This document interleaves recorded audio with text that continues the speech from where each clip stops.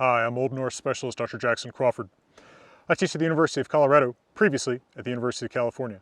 Today, my topic is going to be the very significant myth in the Eddas of Thor fishing for the world serpent, Jörmungandr. There are two pretty different versions of this myth preserved in writing. One is in the Poetic Edda and one is in the Prose Edda.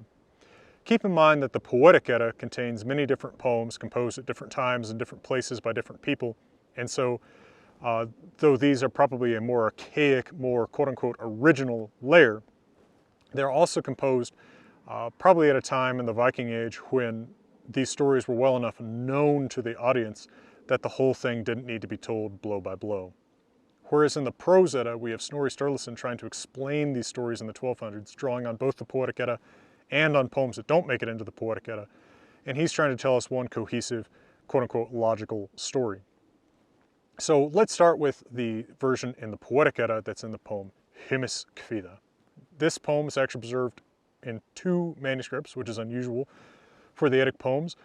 This is in both the Codex Regius, the main manuscript of the Poetic Edda, and in the manuscript called AM 748 1 Quarto. Now this poem begins with Aegir, the host of the gods' feasts, I like to call him the gods' MC, asking Thor to get him a cauldron big enough to brew beer for all the gods. Now Tyr comes to Thor and tells him that he knows where to get such a cauldron because his father, Hymir, who lives at Himins Enda, at heaven's end, has a huge cauldron and they might be able to get it if they can play Velar, tricks. So the two gods leave Asgard on Thor's chariot drawn by his goats, and leaving the goats at the home of someone named Egil at some point, they come eventually to Hymir's home. At Hymir's home, they find that Hymir himself is not at home, but Tyr's 900-headed grandma is there, as is Tyr's beautiful mother, a concubine of Hymir's, whose name is never given. She offers the two gods a welcome and hospitality, but she warns that Hymir will be unhappy if he comes home and finds gods there, especially Thor, the enemy of the giants. So she insists on hiding them behind exactly what they're after, which is Hymir's cauldrons for brewing ale.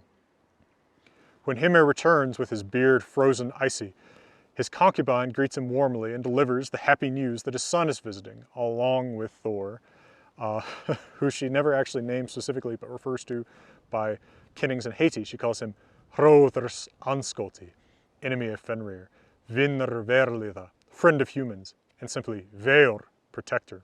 So she doesn't quite want to just say Thor. This enrages Hymir when he infers who this is. He breaks a beam in his own house. In anger, he throws a cauldron around, and all of his cauldrons fall and shatter except for one. So now he's exposed to Thor, who again is never actually called by his name here. He's called just Anskoti, violent enemy, and Gigjar Gröti, the one who makes Jotun women cry, giant women cry. But hospitality is such a powerful tenet of Norse culture, even for the feuding gods in Jotnar, that he has 3 of his own bulls slaughtered to make dinner, and Thor, in typical fashion, eats 2 of them all on his own. So Hymir is distressed, and he says they'll have to go fishing in the evening if they want to keep eating. So Thor volunteers to row the boat if Hymir will just allow him to have some bait. Hymir says he can go out to his herd if he wants some bait, and Thor goes out and breaks the head off of a black bull, which just makes Hymir all the angrier. He says that this is even worse than having Thor inside eating, having him killing his cattle, even though that's apparently what he told him to do, go out to my herd and get some bait. So they row out into the outer ocean. The Norse vision of Midgard, the realm where humans live, is apparently as a ring of land around an interior ocean, which is apparently the Atlantic plus Mediterranean. And then there's an exterior ocean beyond that, and then Jotunheimr, where the giants, including Hymir, live, is beyond even that. So they're out in this exterior ocean, the one that surrounds our world, not the one that human beings usually sail on. But when they're out there, Thor insists on going much further than his Jotun companion wants to go. He wants to go into the really deep water of the outer ocean. And Hymir catches 2 whales on his hooks, but Thor has a different prize in mind for his hook. So Thor lets out his fishing line with the bull head out on the hook, and according to stanzas 22 to 24 of Himiskvida, he is not unsuccessful in his fishing. Here those stanzas are in my English translation from my translation of the Poetic Edda. Thor, friend of humans, enemy of the serpent, put the ox's head on his hook. Then the gaping Midgard-Serpent came up, the one that hates the gods and lives in the encircling sea. The bold Thor pulled bravely to bring that poison-slick serpent up on board. With his hammer he struck a blow on the head of Fenrir's serpent brother. The monster howled, volcanoes erupted, and the old earth trembled all over. But that sea monster sank back into the waves. So for reasons left unsaid in the poem, the serpent sinks back into the sea and Thor goes back to Hymir's home without it, and the Jotun is said to be uncheerful as they row back. So Hymir now says, well, a man's not necessarily strong just because he can row a boat hard. A real test of strength would be if you can break my cup. Thor takes his cup and throws it against multiple different pillars in the house, but none of them break it, till finally Tyr's mother whispers the secret in Thor's ear, revealing this sort of sitcom-ish humor. She says, nothing's harder than Hymir's own head. Sure enough, Thor crashes that cup against Hymir's head and leaves his scalp unscathed while the cup collapses. So apparently this is the result of some unspoken deal they made that they can take the cauldron if they break the cup. So Hymir mourns its loss, but he says they can have the cauldron if they can just pick it up. Tyr tries to pick it up, but he can't. Finally, Thor manages to pull it out of the chains that hold it down, and he carries it out of Hymir's house, hoisted over his head. But as they leave, they are pursued by a folkdrot fjolðhöfðaða, a many-headed army. Thor throws down the cauldron and uses Mjolnir to kill all the pursuing Hraunvalir lava hawks, apparently a kenning for these Jotnar giants with many heads. Somehow, when they return to where Thor's goats have been left at Egil's, they find that one is Hálfdáður, half dead, and this is attributed to Inlævísi Loki, the lie-wise Loki. But the poet assures us, hort hafið, you've heard it. So we are left to wonder if this is or is not in some way the same as the story told by Snorri that includes some similar elements, where it is Thor and Loki who are traveling with his goats, and one of the kids of the farmer who's not named Egil in that story, is not named at all, breaks the leg of one of Thor's goats, and then those kids end up becoming Thor's child slaves forever, Thjolfi and Roskva. But I've talked about that in another video. Hort hafið also. But let's look at the other version of the story of Thor fishing for the Midgard-Serpent. As told by Snorri, Thor held a grudge against Jörmungandr, the serpent, because he had been deceived in the story of Utgarda Loki, which is the same story in which Thor and Loki encounter the kids that break the goat's leg. So that'll be linked in a card on the top, and I'll link that in a video link at the end screen. So he's been tricked in that story into lifting the serpent, but thinking it is just a cat. So he's angry at the serpent, he holds a grudge against it. And Snorri tells us that on an occasion not long after this humiliating experience, Thor leaves Ósgarður, the home of the gods, without his goats or his equipment, and enters Jotunheimr svo sem ungur drengur, as if a young drengr, a young fighter, young man, possibly implying that Thor takes some kind of disguise, which would be unusual for him. In Jotunheimr, Thor stays as the guest of Hymir one night.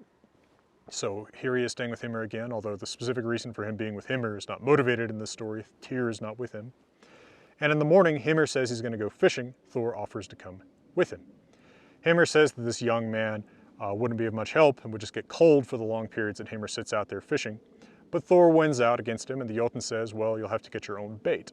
So once again, Thor goes out to a large herd of cattle, and he tears the head from a steer, and this steer is named Himinhrjóður, Sky Ruiner, or similar things, depending on which manuscript of the Prose Edda you read.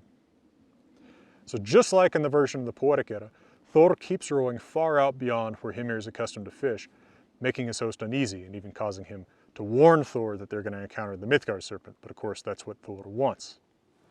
Sure enough, in that far outer ocean, Thor casts out his line and catches the serpent by its jaw. But the serpent struggles so hard against him that both of Thor's feet break out through the bottom of the boat as he strains to reel the monster in. Finally, he makes the serpent's head surface, and as these two enemies stare at one another and Thor heaves back with his hammer to strike the monster its death blow, the cowardly Jotun Hymir cuts the fishing line with his knife, and the heavy Midgard-Serpent sinks back into the sea. Thor throws the hammer after the sinking serpent, and then he punches Hymir hard enough in the face to force him overboard and leave him feet up in the sea. With the boat destroyed, Thor then wades back all the way to shore alone, and Snorri says that though he believes Thor did not kill the serpent, some men say that he did on this occasion. Of course, that would be inconsistent with the Ragnarok myth told in Völuspá and in Snorri, where Thor kills the serpent and is killed by the serpent at the end of days, at Ragnarok. So it's curious to see what's the same and what's different in these two versions. They're certainly related closely enough to be believable variants from one culture at roughly one time, but clearly they also are not from the same, exact same narrative tradition. However, some of Snorri's details clearly go back a long way. The detail about Thor's foot or feet breaking out the bottom of the boat is attested from Viking Age picture stones, including Uppland 1161, the Altuna stone from Sweden, which is dated to the early 1000s, when that part of Sweden was still pagan. So while that particular point might not have made it into Hymiskvida, it is old, and Snorri learned it from some other oral version of the story that must still have been on the lips of Icelanders in his time, 200 years after Iceland had converted to Christianity. Beyond the Norse-speaking world, it's interesting to note the striking parallels to Egyptian myths preserved as early as the Middle Kingdom coffin texts of the great serpent Apep, or Apophis, who was also a proponent of chaos and a dweller at the horizon. He's even sometimes called an encircler of the world, much like Jörmungandr. He also does battle with the gods, including in a story where the god Set spears him from Ra's boat. So clearly, the notion of a serpent of chaos beyond the circle of human habitation, who is vigorously resisted by the gods, is one that has resonated in many cultures and places, and was important enough to be written down in two similar but different versions in the Eddas in the 1200s in Iceland. Well, I hope this has been an interesting look at this important myth. I hope that if you're interested in Norse mythology, you'll check out the more than 280 other videos about it on this channel. I hope you'll look at my translation of the Poetic Edda, as well as my other translations, including the Saga of the Volsungs and my forthcoming Wanderer's Havamal, which includes the Old Norse text of Havamal and my commentary on it. And I hope that you'll consider joining my Patreon, where you can help me continue to make these videos for free in beautiful places. For now, from beautiful Colorado, let me wish you all the best.